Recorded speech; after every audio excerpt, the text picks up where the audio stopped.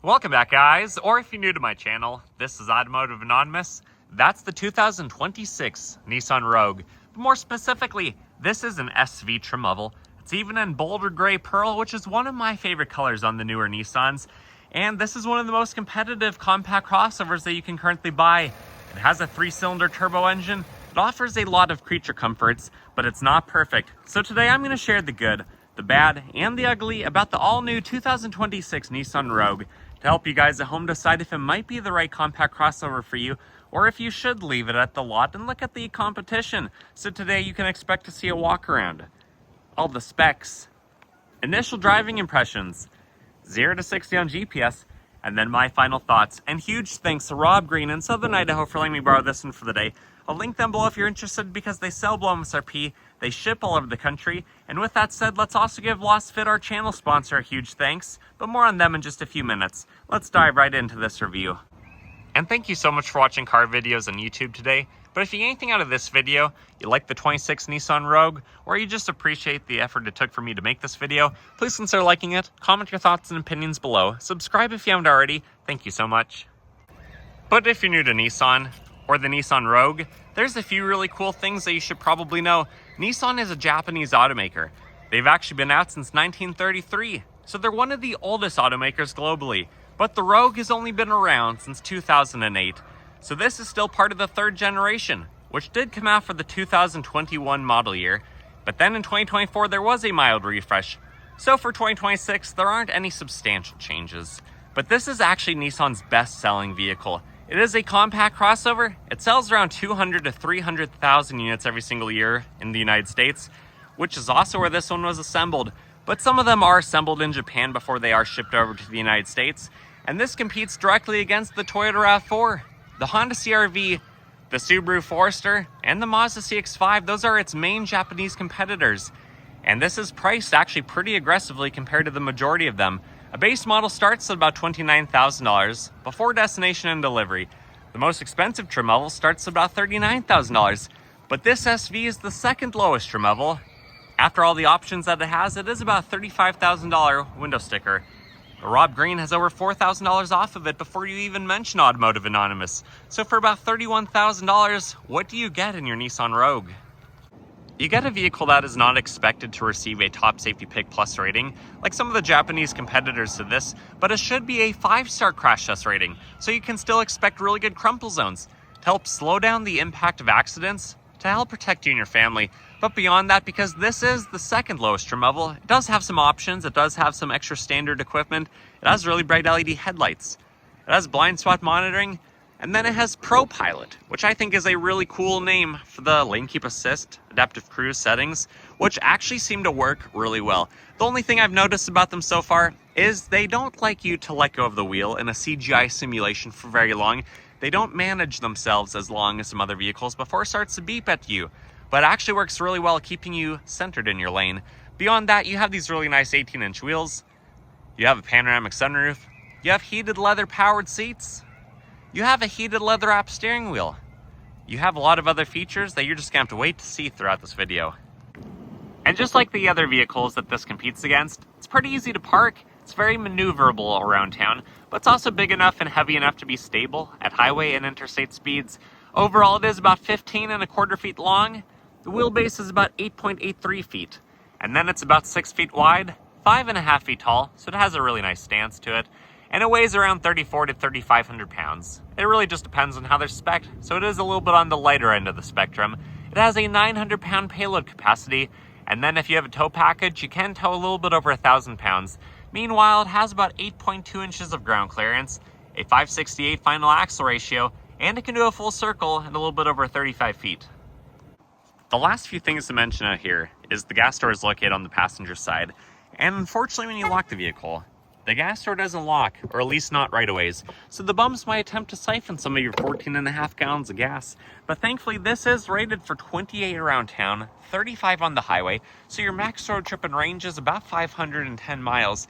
And then it has a square stance all around with a really good looking 18-inch wheel. It is a hand-cooked tire, unfortunately only has around 8/32 of tread, or about 7, just depends on where you measure it from. But then this is a 235, 60/18, and you have a temporary spare tire in the back. And then this is your key. You have remote start, lock, unlock, power liftgate, and panic button. But you can just leave that in your pocket because you do have proximity key features right here to lock and unlock the vehicle. And I finally get to thank today's sponsor, Lasfit.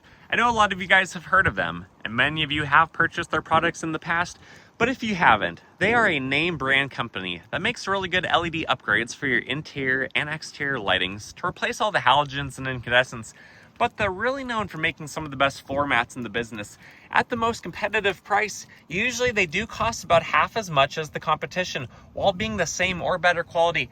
And we need to look at something for a minute. These factory Rogue mats, they really don't have much protection. They have no lip around them to hold messes on from spilling off and ruining the actual carpet of your vehicle. They also don't even cover up the dead pedal. And then they're flimsy, they're thin, so when you do try to pick them up, they just wibble and wobble all around and they spill everything out of them. But if you check out Lasfit, and if you want a full set of mats, using my discount code of AA20 for 20% off, you can get mats for the front, for the middle, and the cargo mat for $160, which is a fantastic deal. Especially when we come over and look at the window sticker on this Rogue and realize that for the factory mats, you might be paying about $400 for mats that are insufficient, that aren't nearly as competitive. But if you want mats that are rigid, have good deep grooves to hold the water down so your feet don't slip and slide around, have a lot of rigidity and a very high sidewall to actually keep the mess in place so it's easy to remove and spray down, you gotta check out Lasfit. Use code AA20 good through the rest of the year. Thank you so much, Lasfit, for sponsoring today's video. Otherwise, the door panel on this Rogue, even though it's the second lowest trim level, is actually a lot nicer than my Toyota RAV4, which costs more than this. These materials, even the top materials that usually catch all the UV rays, that actually is pretty nice. The door card, the leather, the armrest. Man, this is actually a pretty nice door panel. I do have to say, though, that the speakers are nothing to talk about. They're not necessarily impressive, but the rest of this interior is really nice. These are the options that this one has. You can see there are quite a few blank buttons, ventilation, lighting stock. You have tilt and telescoping for the wheel. This actually has a knee airbag, which is really impressive. You have some lower storage, which I love on the center console. And then that's your powered heated leather seat, which so far feels very comfortable. And then you have the big panoramic sunroof up top. Sitting inside the Rogue is actually one of my favorite interiors on a compact crossover for a number of reasons. The beltline of the vehicle is low, so visibility looking out is really good. You also have pretty premium feeling materials. Even the dashboard has kind of a soft touch experience to it. And then good stitching throughout. The steering wheel is nice, kind of a flat bottom, feels a little bit sporty, especially with the paddle shifters on the back.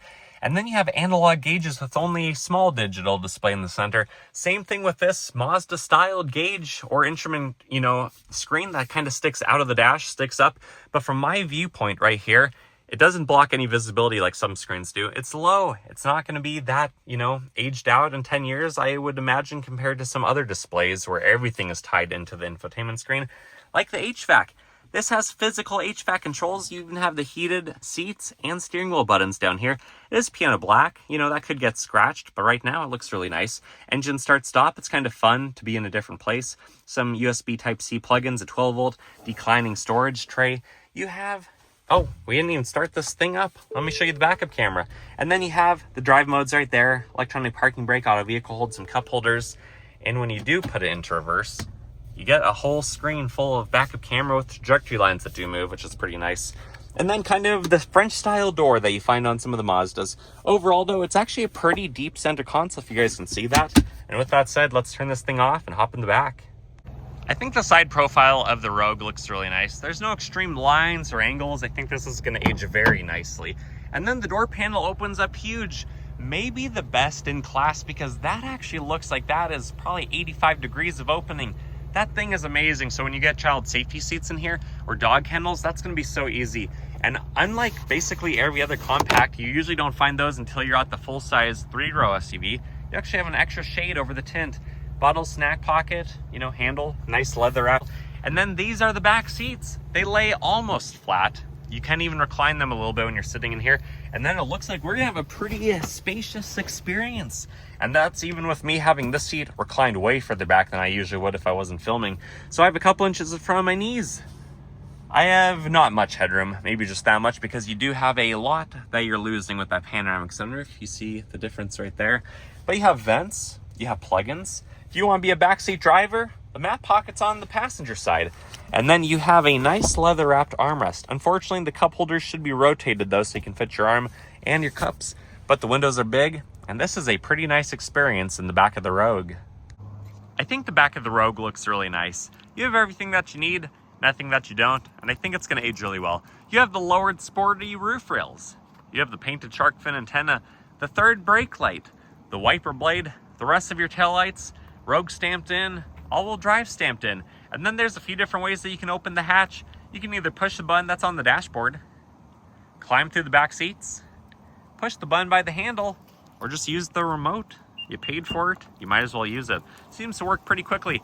Back here you have about 36 cubic feet of room, which is on the better end for the compact crossover class. Under this adjustable height floor, you do have a temporary spare tire with a steely. This one does not have the privacy shade, although you can see where that would go. And when you drop the seats, they lay almost flat. Very similar to most of the competition. And then you have about 74 cubic feet. You do have all the anchor points on this, which make it really convenient. And then you have some cubbies down on the side behind the wheel wells. Unfortunately, I don't see any LED lighting on this one or even on the liftgate. So that's unfortunate. There's also no bag clips or any of those other nice little bits that you sometimes find on other vehicles. But with that said, let's lower it down and move on to the passenger side. The passenger side looks really nice. You still have the proximity key features right there to open it up. Door panel opens up large. The materials are nice. You have a very similar but slightly different little handle because you don't have all the switchgear controls.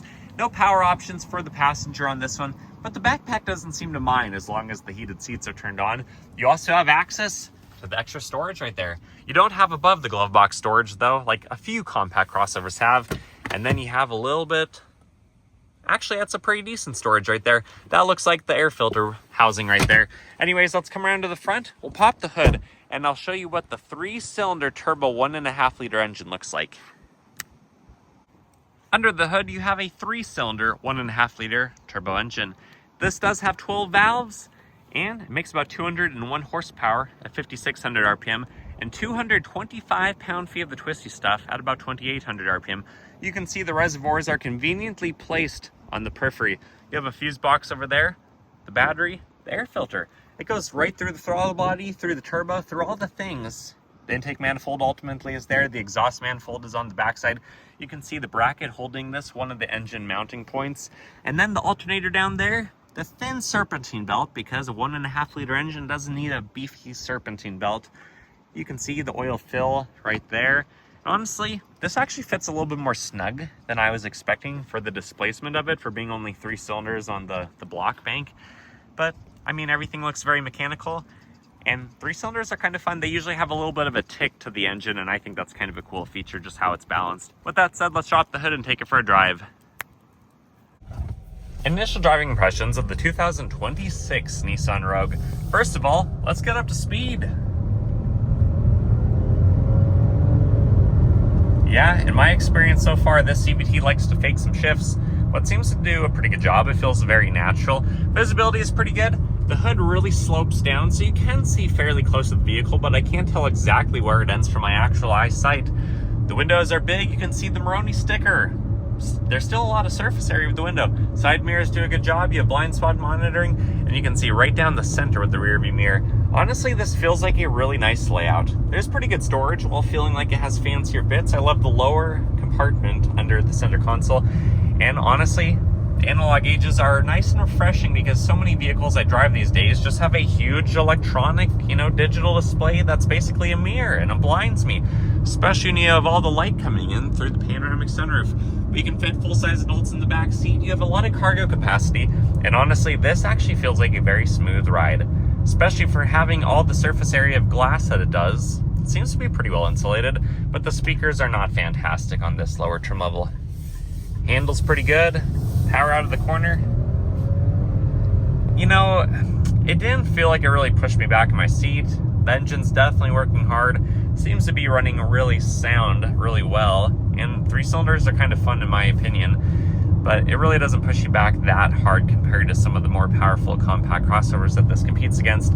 Handling, I think it's pretty good. Feels like you can move out of your way or avoid something in the road pretty decently, even at speed. And all the materials, the whole experience feels pretty nice. These heated seats are warm, but they are not hot. I wouldn't say they're as hot as Mazda seats, but they're warmer than some of the competitors. But the steering wheel actually feels really hot, and it seems to be heated 360, even at the bottom portion where you're not realistically going to be holding on. So I highly recommend you test drive one of these for yourself. But let me get to the private road and see how this does 0 to 60. 0 to 60 in the 2026 Nissan Rogue. I'm in sport mode. I'm going to do a brake rev, but density altitude is 4,500 feet. So even though this is turboed, it still could be down on power, maybe 5 or 6%. Let's see what it can do.